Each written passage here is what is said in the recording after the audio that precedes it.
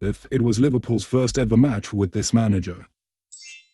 But pre-season is all about assessing the early tactical principles to understand what Oraola is looking to do in and out of possession. So let's not waste any time. One thing that was clear is that Liverpool wanted to start short as much as possible from goal kicks and general deep open play. The problem is Sunderland had an incredibly well-coordinated press that made the Reds' life hell. Lafay pushed higher up to make it a 4-4-2, and Jones and McConnell were desperately trying to provide the outlet options, but it was simple enough for the Sunderland pivots to drop in, while at the same time, Liverpool's fullbacks were starting deeper, meaning the Sunderland wingers could wash their natural opposing numbers.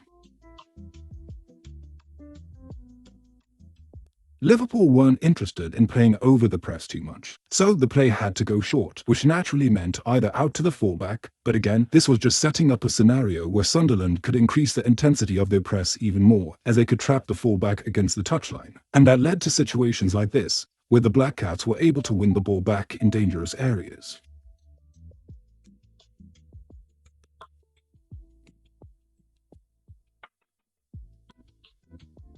But the left centre-back also seemed to be a particular press target for Sunderland, as they often looked to direct the play out to him before swarming him and looking to win the ball back. But it wasn't even necessarily that Sunderland had to win the ball back. Oftentimes, they were able to contain Liverpool through the press, who would then be stuck rotating the ball deep in their own third and never actually penetrating the Sunderland midfield line. The few times that Liverpool were able to escape the press was when a Sunderland forward was drawn from pressing the centre-back and onto the goalkeeper instead, meaning now, if they played the riskier short pass into the dropping pivot, the centre-back was the free man, who could then receive and drive up the pitch or look to play longer, and suddenly, Liverpool were able to progress.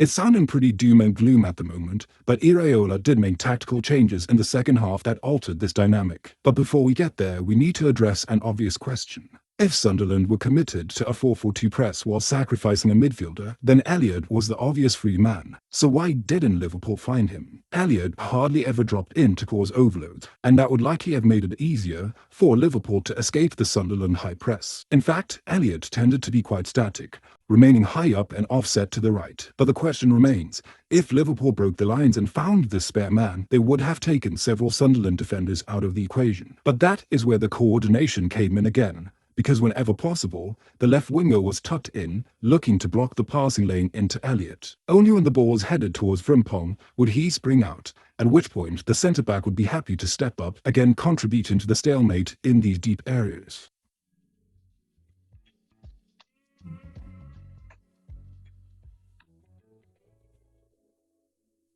If Elliott had been more mobile, he would have made it a lot more difficult for the winger or the centre-back to cover him. But the 13th minute is where Liverpool switched it up for the first time. From goal kicks and deep open play, they had essentially been stuck in their 4-2-3-1 shape. But with Tsimikas higher, it allows Ngomoa to drift in much earlier. And as the spare man, he's now able to receive the line-breaking pass. So the midfielder, who had been covering Elliott, has to come across onto Ngomoa, freeing him to run at the backline, and he eventually assists the opener. And in that first half, when Liverpool were higher up the pitch, they stuck to that more traditional shape. Two men wide on either side, with the full-backs looking to overlap and occasionally underlap. Nothing wrong with this at all, but it did make it easier for Sunderland's own wide men to watch the threat. The exception was when Kirkish came on the pitch, as he is so quick that when he received and played off of his winger, he would be quick enough to get away from his marker. But the problems high up were the same as deep. The Sunderland 4-4-2 made penetrating the centre impossible for Liverpool, who stuck with their double pivot in the build-up, and having such a compact four here meant that their rest defence was actually not great in this first half, as when Sunderland won the ball, they had plenty of room to attack here and between the lines, and Liverpool were made to pay for this.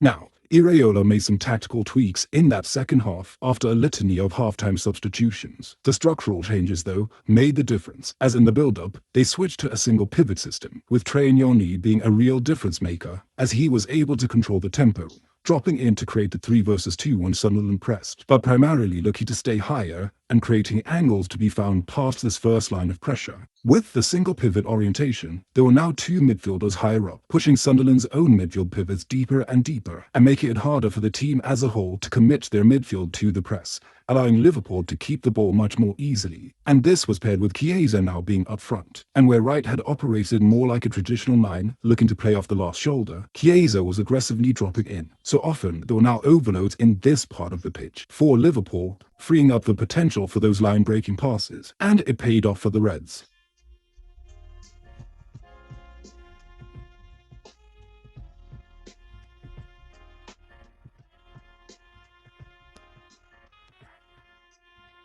Defensively, we'll just look at a couple of smaller things, as again, Liverpool weren't overly impressive. They had a similar pressing shape to Sunderland, transitioning to the 4-4-2, and when it was more effective, Wright pressed like this, using a curved run, ensuring that the outlet pass to the centre-back was completely cut out. But that was a rare occurrence, as the young forward tended to be too front on when he was baited into the press, allowing the centre-back to get onto the ball and begin to move up the pitch. And it wasn't just a Wright-specific issue, as individual coordination was often the problem for Liverpool when they were looking to press. For example here, where Jones is backing up the press, but it means he and Elliott are now pressing the same man, rather than having one drop deeper, which means now Sunderland's pivot is completely unmarked. Or here, where Elliott presses and tries to keep the man in his cover shadow, but it is easily escaped and the Liverpool pivots cannot back up the press for reasons we're about to look at. And it was because Sunderland in possession were a lot more proactive in looking to exploit the gaps in the Liverpool shape, shifting to a back three in the build-up to have better lateral coverage in the rest defense. But their right fullback pushing extremely high up meant that their winger could now come infield, and this caused an overload in these central regions. That, combined with one-touch passing,